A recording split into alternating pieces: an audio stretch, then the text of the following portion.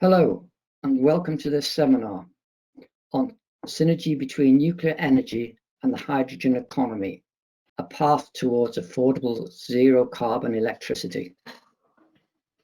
My name is Laurence Williams, and I'm the moderator for this event. You should be able to see my screen, but could you please make sure that all your microphones are muted? Yeah, they're done. Hopefully you can see the screen now. I think this webinar is timely as there is a growing awareness of the challenges that we face in tackling climate change and the carbon net zero target by 2050. I believe that to achieve this target, we have to embrace many technologies, including hydrogen. However, before introducing our speakers, I would like to say a few words about the European Nuclear Society and its High Scientific Council. The ENS is a learned society that brings we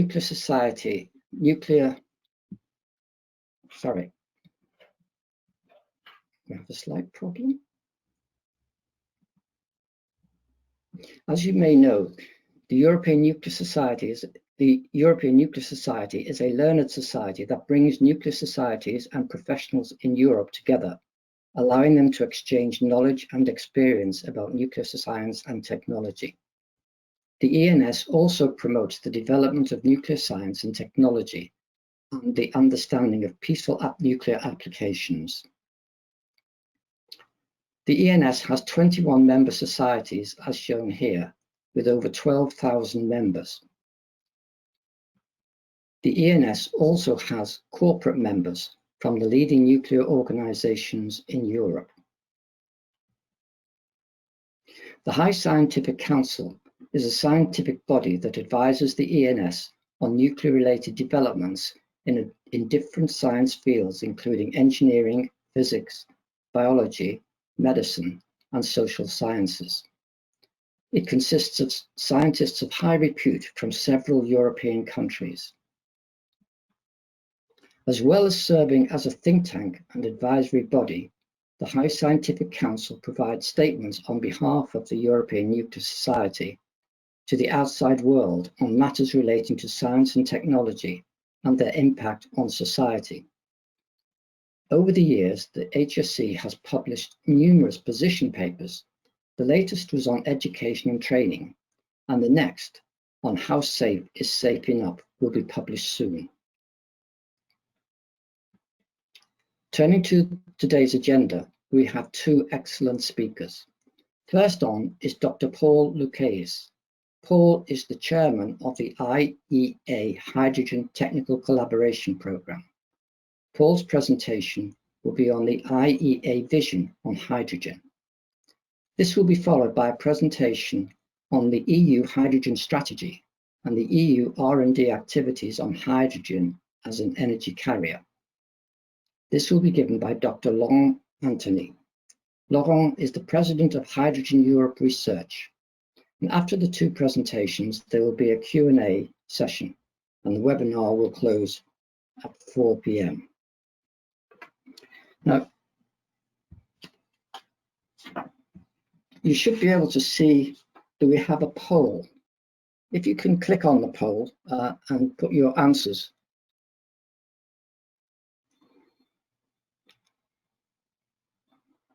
Can you see the poll?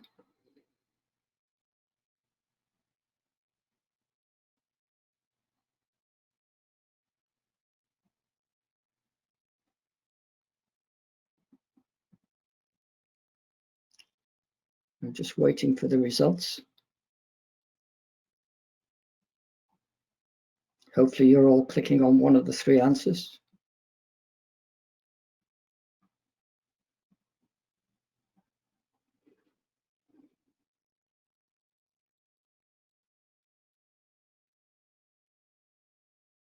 I think I'm showing 109 responses. 110.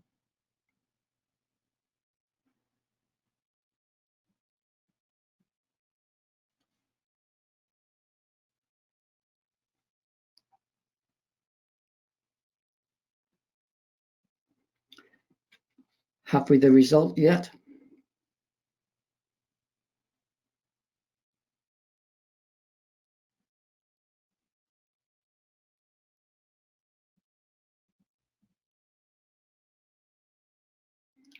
Good.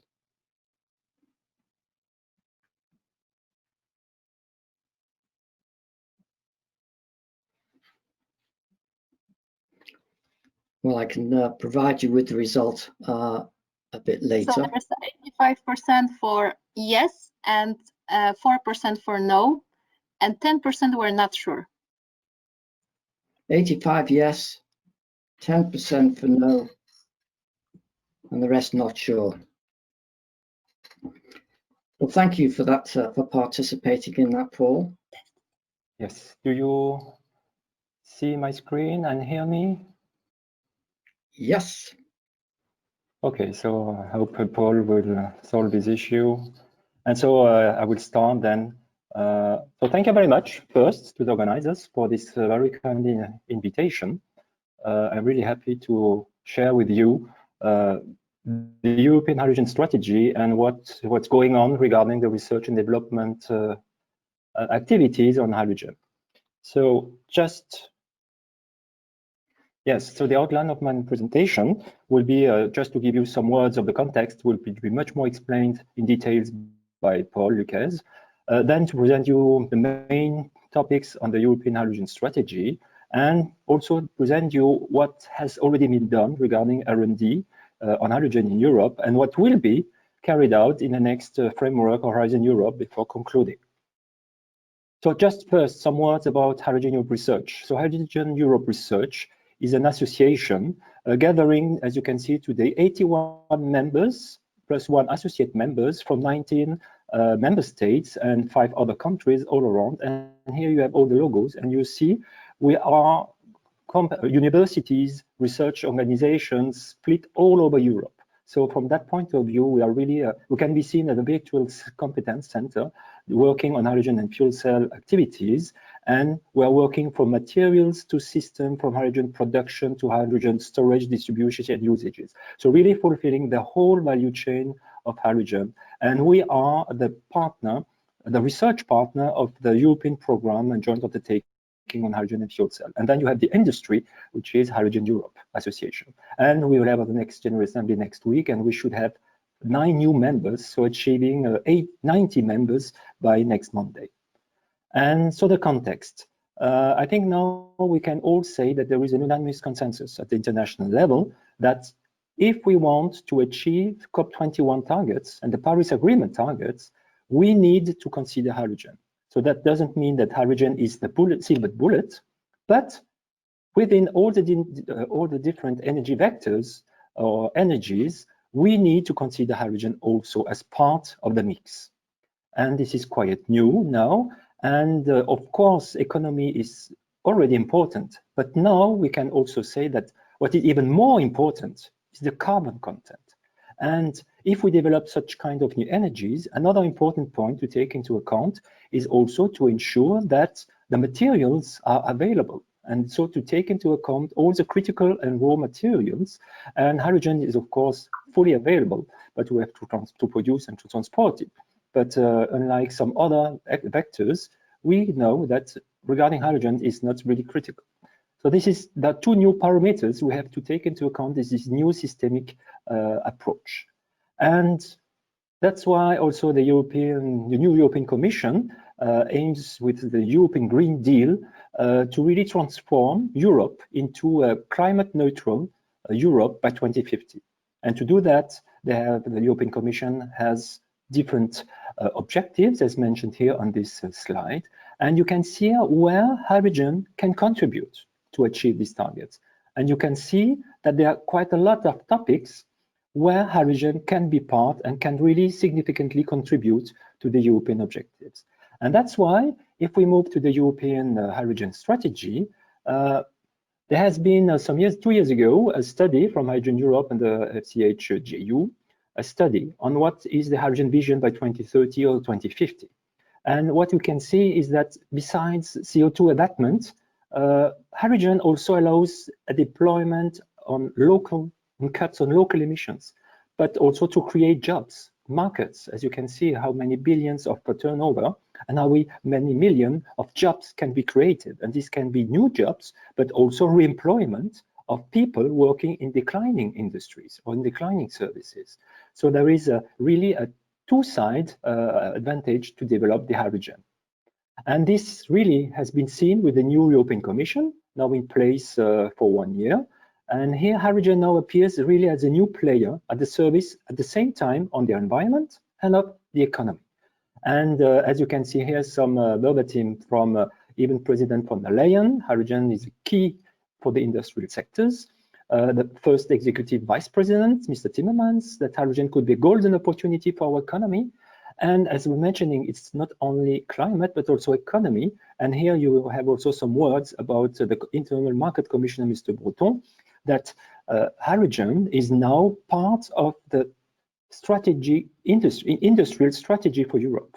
And to do that, we need political coordination to have some legal frameworks. It is the European Hydrogen Strategy and some instruments that are already existing, but now taking much more into account the hydrogen.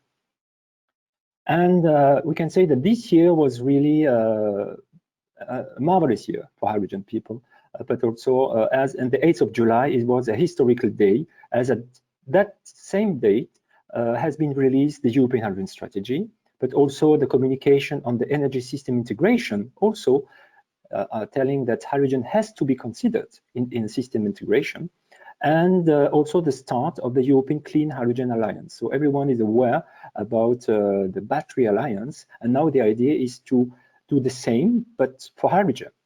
And here you have the main points of the European Hydrogen Strategy. The first is this vision that we need to produce hydrogen and low carbon and renewable hydrogen. And this can be done using electrolysis. And the vision is to have 2 times 40 gigawatt of electrolyzers in operation by 2030.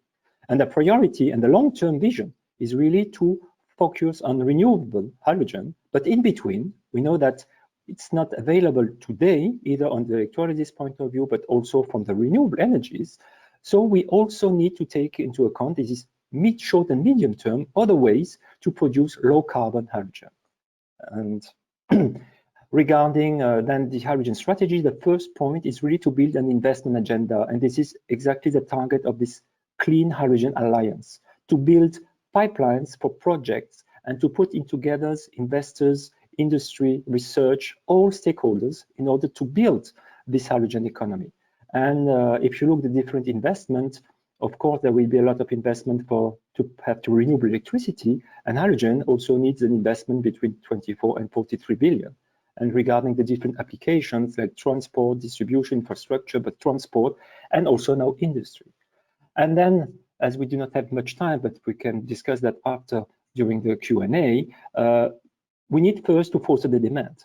And the idea is first to try to replace the existing hydrogen, which is gray, as we say. That means coming from fossil fuels, from fossils, to low carbon and renewable hydrogen, and to exchange this fossil hydrogen by this new clean hydrogen. And we need, of course, to foster the demand, the off-takers, we need to be able to supply the hydrogen. And that's why we need strong investment to supply in the infrastructure for the hydrogen. But hydrogen is still also a young technology. It's, let's say, this, everyone says now hydrogen has made a lot of innovation. That's true. Technological, it is mature. Now we have to move to the industrialization, but still we need a quite strong research and innovation activities. And this is the fourth pillar. And finally, also everyone agrees that an only country or even only one region cannot do everything. We need to also to favor international collaboration, to have this international dimension in order to accelerate hydrogen developments, to create a really worldwide hydrogen economy that it can become a real international trade. And of course, we are speaking about the European hydrogen strategy, but coming from the European Commission. But also this year was quite a very productive year. As you can see here, quite a lot of member states have released their own national strategy: the Netherlands, Portugal, Germany, France, Norway, Spain, and Italy, and others to come. And you will see just how many will be invested in each of these strategies. There are billions to be invested, and this is really a strong, now very strong news that many countries, many European countries, and also European Commission has put hydrogen as a priority to contribute to a climate neutral Europe, but also helping to develop a new industry. And so why are we, is Europe now considered as one of the leaders in hydrogen technologies? And this is, we can really say, owing to the European long-term support to research and development.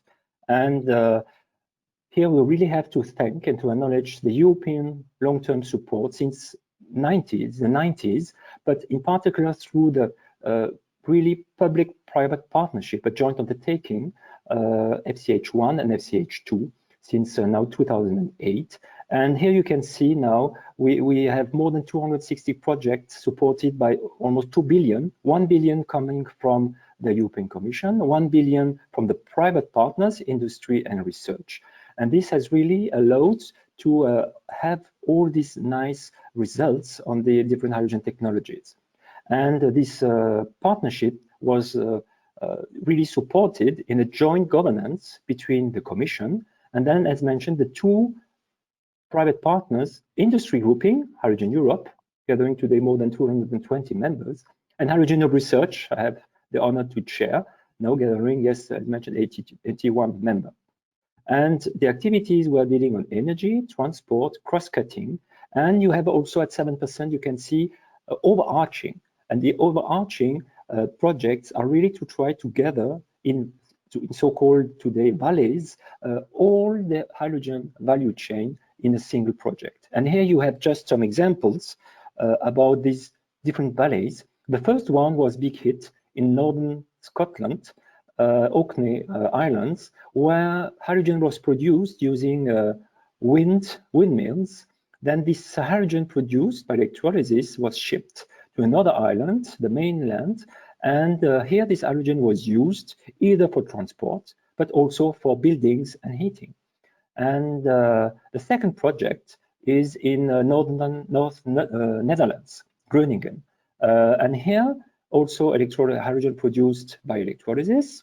And in addition, we had also mobility, refueling stations, but usage of hydrogen to produce e-kerosene for aviation, and also to heat some domestic heating appliance, and to add, which is also quite new, underground storage. And the third big island is Green Islands in Mallorca, and this new project will start early next year. It has been awarded this year in this 2020 call. And here it is to say how we can really favor the hydrogen on an island, but a real island, quite big, Mallorca. And the next valleys we want to consider are ports, airports, industrial hubs, logical hubs, or cities, and really to see how the hydrogen as a global energy vector can fulfill some big requirements.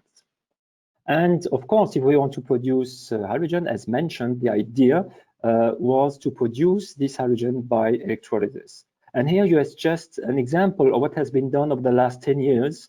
10 years ago, we started with electrolyzers, and they're very happy to have a 150 kilowatt electrolyzer in operation. And today, 10 years later, we are speaking from 20 megawatt in operation, and the Green Deal call, now open, asks for 100 megawatts. So you see, we are just changing dimension, going from 0.1 to 20, so more than 100% increase in power, while the financial support has been divided by 50. So this just shows the maturity, bigger, more performant, and much cheaper. And now what will be done during the next Horizon Europe?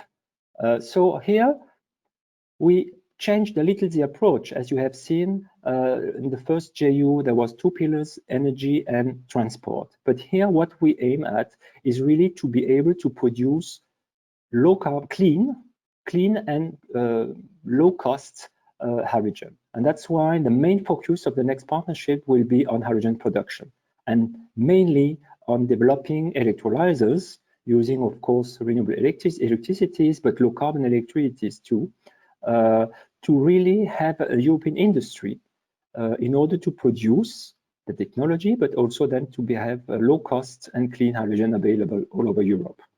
The second pillar, you need to distribute this hydrogen. So this is the second priority. And the third pillar will more deal with end uses, not only transport, but in transport, we will focus no more on cars, but we will focus on heavy duty vehicles, ships, ports, coaches, trains, aircrafts, where really hydrogen has an advantage with other technology like batteries, as we have longer autonomy and also a much faster refilling.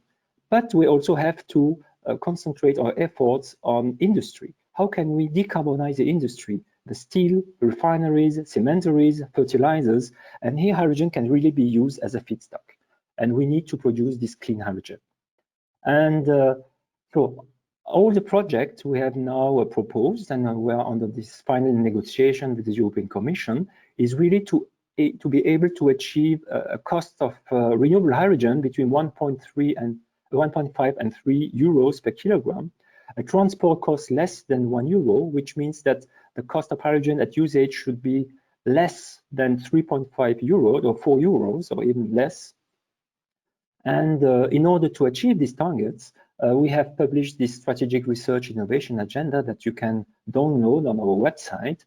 And for this, we have set up 20 roadmaps, technological roadmaps from now up to 2030, really detailing what are the different steps, the different milestones we need to achieve if we want to have these final targets to have a clean and low-cost hydrogen available in Europe by 2030.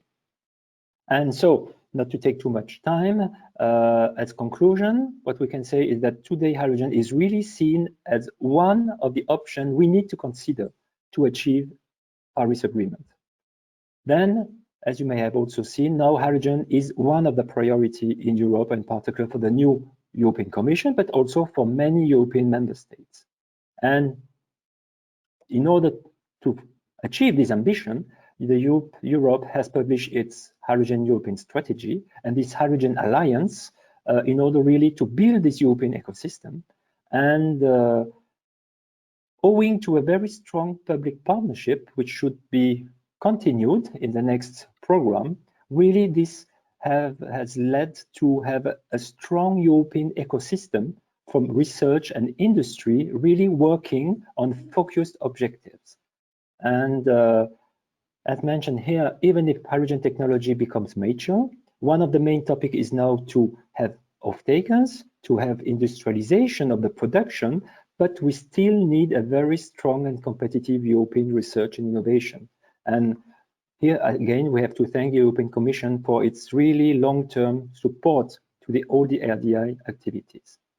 And I think just to finish, now mid-September, we have published this FCH Observatory website. You have the link. And here it's more as an observatory where you can find all the different information you would like to see regarding technology and market, policies, code and standards, patents, funding, education, training. So here we are gathering all the different information, advancements of projects that people can be interested in. So I'm just tell you, if you're interested in, please just have a look to this website. And with that, I would like to thank you for your kind attention.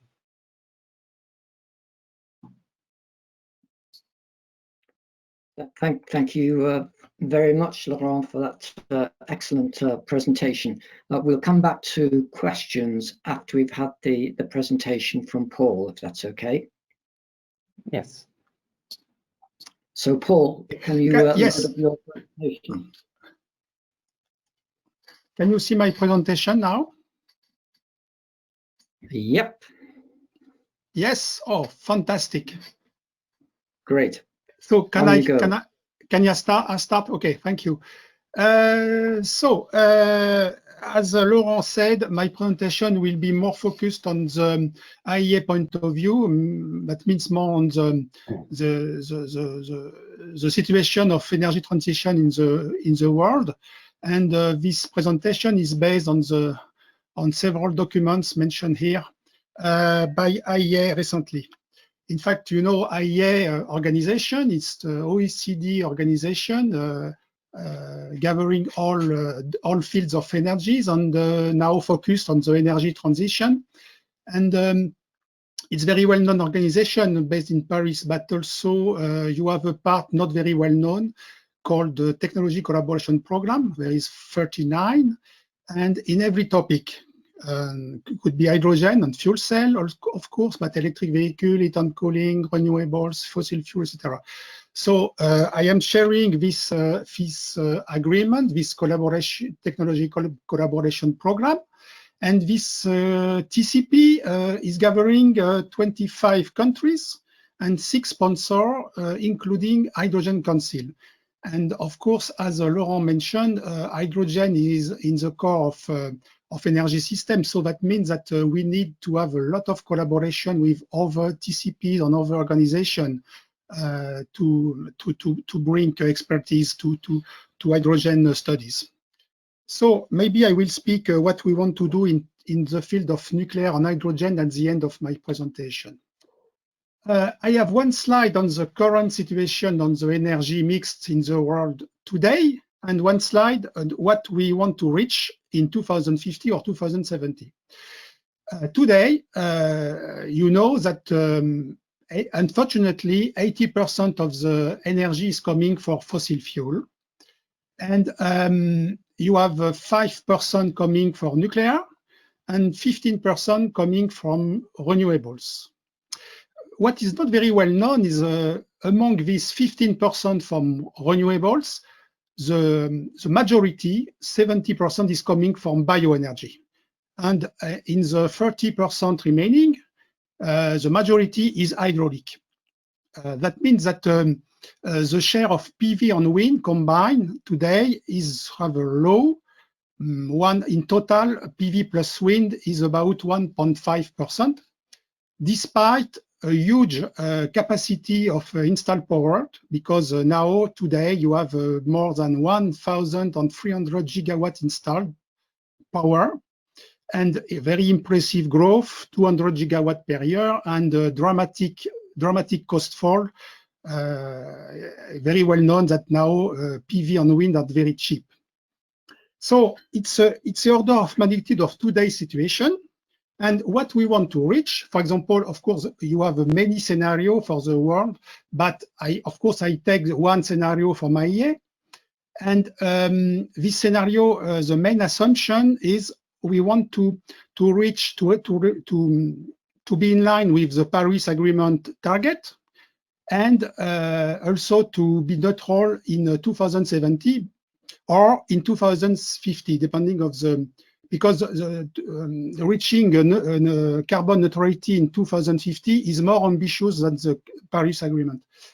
What are the main assumptions behind that? Behind that, of course, the world will know population growth.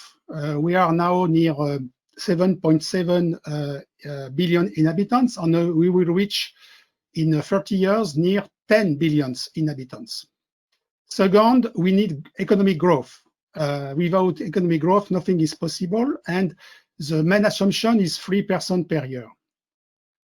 With these two assumptions, the scenario foresees that we could stabilize the final energy consumption at the level of today. It's a very ambitious goal, but it's feasible due to mainly to the energy efficiency gain and electrification. Because, for example, when you replace thousands of millions of cars with internal combustion engine with electric car, you gain a lot of energy in terms of primary energy.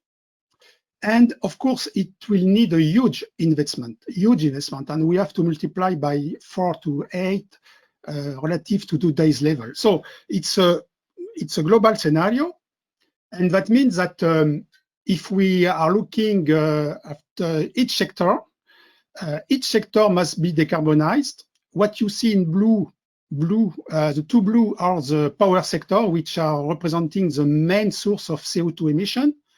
After, the second is industry, different type of industry. The third one is mobility, what is in purple. And finally, the last one, residential building at the world level is not very important. It's not the case for each country, but at the world level, it's a small part of the CO2 emission. But the main challenge is the power industry. So why hydrogen now at the world level? Because there is different reason. Because you see that despite impressive growth of PV on wind, it doesn't. We are not able to reach the target only by growing through wind and PV and electricity. Hydrogen can help to tackle hard-to-abate sectors like transport and industry, and Laurent shows that for Europe it is the case. The second reason is the cost of electric renewable like PV and wind are now very low. You can find in some countries action like 15 euro per megawatt hour, or in Saudi Arabia, etc.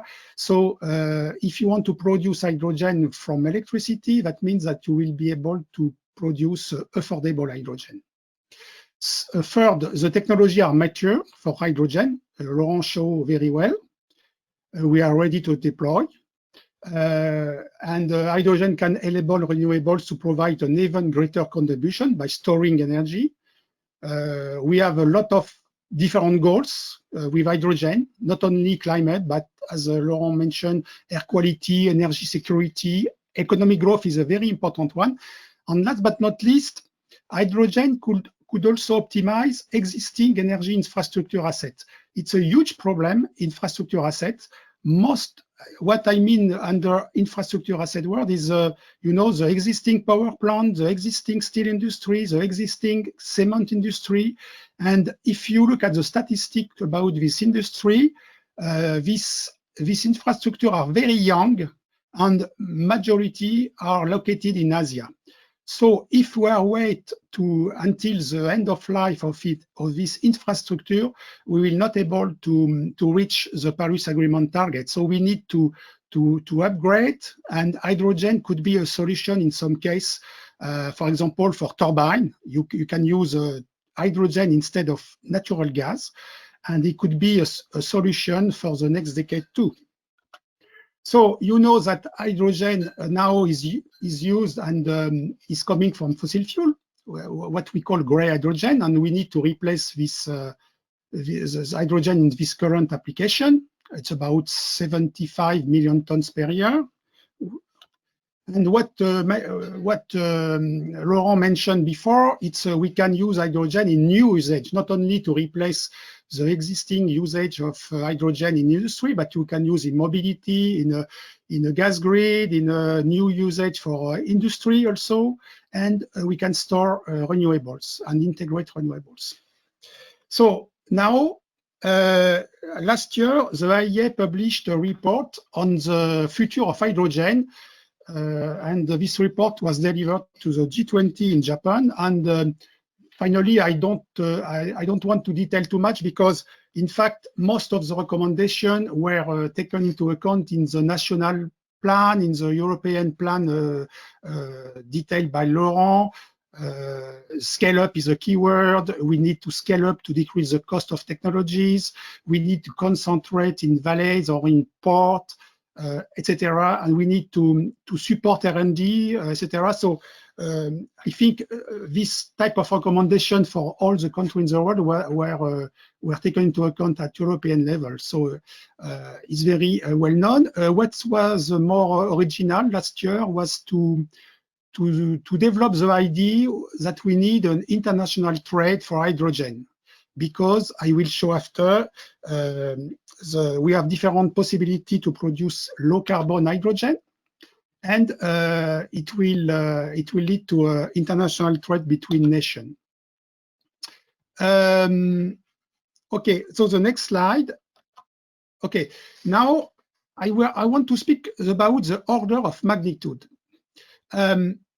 Laurent mentioned that European Commission estimate, I don't remember exactly the figure, but between 10 and 20%, maybe 14% the share of hydrogen into the final energy mix in 2050 or 2070.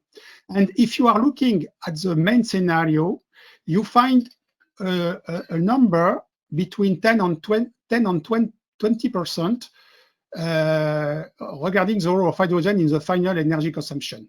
Of course, there is different options for the use of hydrogen, but mainly it's between 10 and 20%. And if we want to translate, what does it mean, 10 and 20% for hydrogen? In fact, that means that if we want to go to a low carbon world or zero carbon world, first we have to multiply the renewable PV and wind park by a factor between 30 and 60, because as I show before, the share of PV and wind is very low today. So we have to multiply. To reach maybe 30 or 60 terawatt.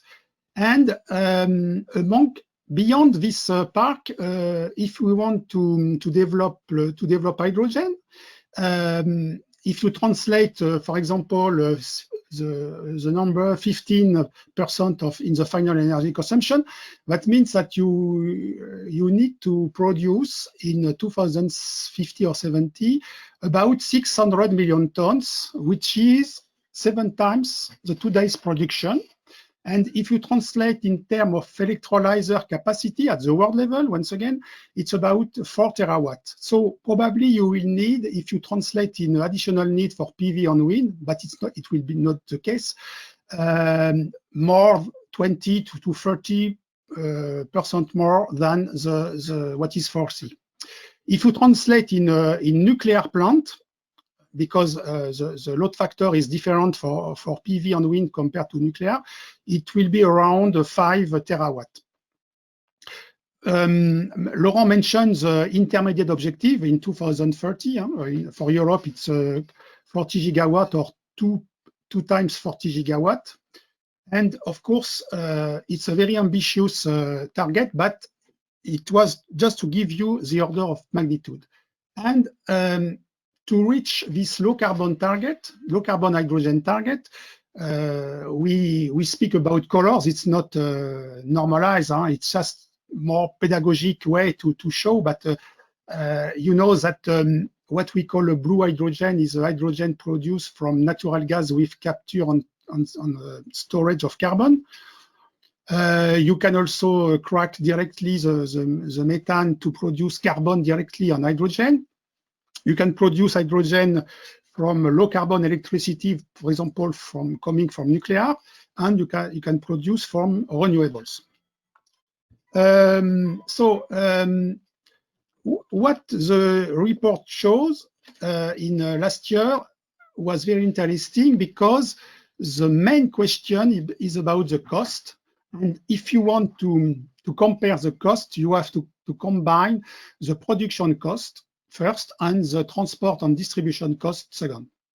And according to the report, to the IEA report, the natural gas, for example, you can see on the slide that the natural gas, the production from natural gas with CCS could be cheaper than the hydrogen coming from electrolyzer, but it could be available if you have a possibility to store carbon, which is not the case everywhere in the world. You have only some specific area when you can find ideal condition to implement CCS. So, and the second condition is that you must have an acceptability of the CCS solution. But it's interesting to see these figures, and if we are looking at the hydrogen coming from electrolysis, you have to consider 3 main parameters: the electrolyzer cost, the electricity cost, and the load factor. And maybe I will skip this one, or just to say that you are not obliged to have a 100% load factor to optimize the cost of hydrogen. in a lot of cases, a load factor between 40 and 70% is enough to optimize, to have a compromise between the investment cost and a relatively cheap electricity cost. What is very interesting also in the report said that the hydrogen coming from electrolysis on renewable could be expensive, but at the other hand, in the country where you have very, very cheap electricity, it could be very cheap. Hydrogen could be very cheap. And you can see here a map where you have some region in the world where you could produce hydrogen at very low cost, in South America, in Australia, in Africa, and in the Middle East also, etc. So what does it mean? Can we imagine a future international trade of hydrogen? Yes, maybe you heard that there is now a lot of agreement between different countries. There is a long list of this agreement between Germany and Morocco, between Germany and Chile, between Japan and Australia, Japan and New Zealand, Japan and Saudi Arabia, etc. So we see that it could be a possibility, but how we can transport hydrogen? We have different solutions. There is some studies on this solution. You can liquefy the hydrogen through a cryogenic hydrogen transport. You can produce ammonia to transport hydrogen. You can produce liquid organic hydrogen carrier, etc. And there is not an optimal solution, but there is existing studies now estimating the cost of transport, and it could go from 1 to 3, 4, 5 additional euro per kilo additional cost. And it's the reason why, in fact, there is no ideal scheme for the hydrogen production. In some cases, despite a higher cost in some region, this higher cost could be compensated by a lower cost for transport and distribution. So it depends on the local condition, it depends on a lot of things, and I think the most important criteria will be the availability of area of surface to produce hydrogen. And in this perspective, the nuclear could play an interesting role, because the advantage of nuclear production is that you provide a reliable electricity production, so a high load factor, base load production. You can provide a relatively important amount of hydrogen, could be suited for industrial use. The question are what type of nuclear reactor? For example, in the country where you have a lot of nuclear electricity, like in France, for example, you have some possibility to produce immediately low carbon hydrogen. But what about the future reactor, small modular reactor? The type of process, classical electrolyzer or future electrolyzer like solid oxide electrolyzer, etc., etc. So one important advantage of nuclear compared to renewables that you need less area. I put some figure on that. Oh, sorry. I put some figure on that, and in terms of surface, surface, you need 8 to 10 times less concrete.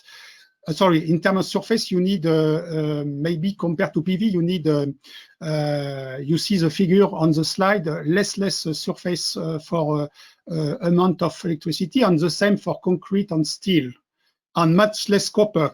Maybe you know that copper is one of the most sensitive critical material for energy transition. If we develop what I mentioned in the coming decades about the development of PV and wind, without any new progress in the research and development, we could be able to reach the physical limit of copper on the Earth. So it's a very, very sensitive material. So advantage for nuclear, and nuclear could be also integrated in the hybrid energy system. It's one of the topics at CEA. And of course, I will finish with this slide. You have different possibility of coupling, for example, future small modular reactor, depending of what type of electrolyzer you want to install, if you want to feed only industry or both producing electricity on hydrogen, etc. So I think it's a field for future studies, and of course I will open to question. I will stop here, and thank you for your attention. I think now it's a time for question. Thank you very much, Paul.